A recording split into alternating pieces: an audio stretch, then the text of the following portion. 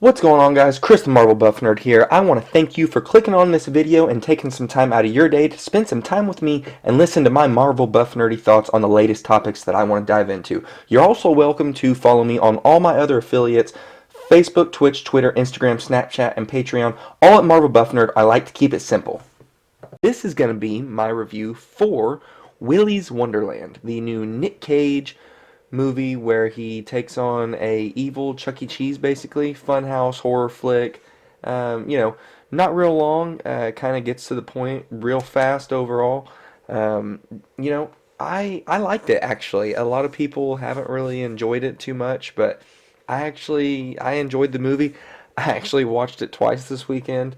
I kind of knew exactly what to expect. I just wanted a fun grindhouse feeling horror dark comedy kind of flick, and that's exactly what it is. But that being said, it's not my favorite thing by any means. The fact that I watched it twice this weekend, I just wanted something fun to watch this weekend, and I watched it once by myself and then once with my wife.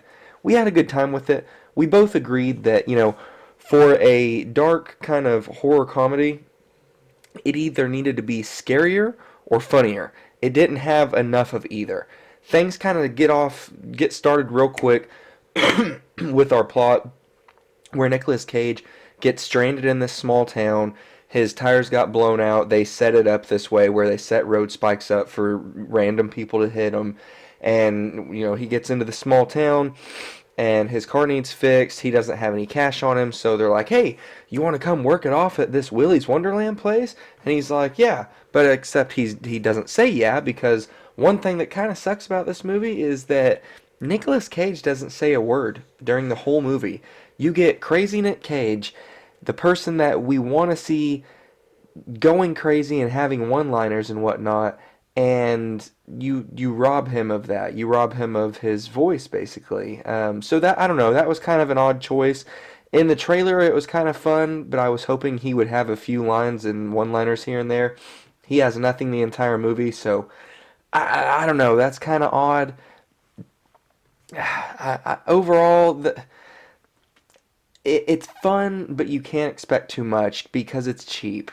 The animatronics, they look good, but the way that the fights go down are really just kind of anticlimactic. I wish the boss fights, when he comes across each of these animatronic boss fights, when he has to take one out, I wish that they were a little bit more climactic. I wish that he would do more than just kind of punching him and then beating him up with just like wooden sticks, mop handles that he breaks in half.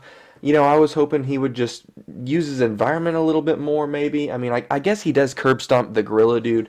That was a cool kill, but overall, it just kind of felt cheap, and it's a very wash, rinse, repeat kind of method where you don't get anything from Nicolas Cage's character, but you get these weird quirks where he chugs pop and he plays a pinball machine and he's having a good time, and when he's playing the pinball game, he gets really into it and he's like kind of thrusting it in the air and his hair's going everywhere and he's yeah, having a good time. It's like the only kind of real like personality we get from him at all, and it's just these short little stints where his watch goes off, he takes a break after he's cleaning something, he chugs a pop, he plays the pinball machine and kind of freaks out a little bit. We're like, oh, this guy's super weird.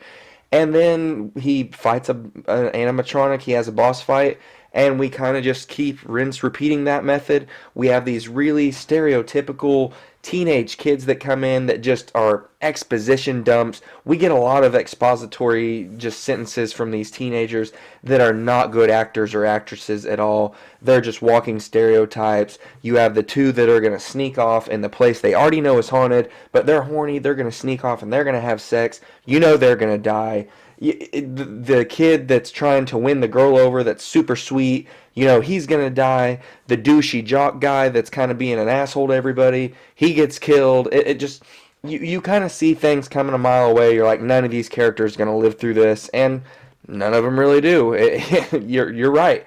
You get Nicolas Cage and the main girl, and that's it. It kind of goes where you think it's gonna go. You don't see anything that's really paving a new road here. One thing is that the movie, it never ramps up. The tone is set really early on, and it's like a 5 out of 10, maybe a 5.5, 6 out of 10 on the excitement scale and whatnot, and the fun.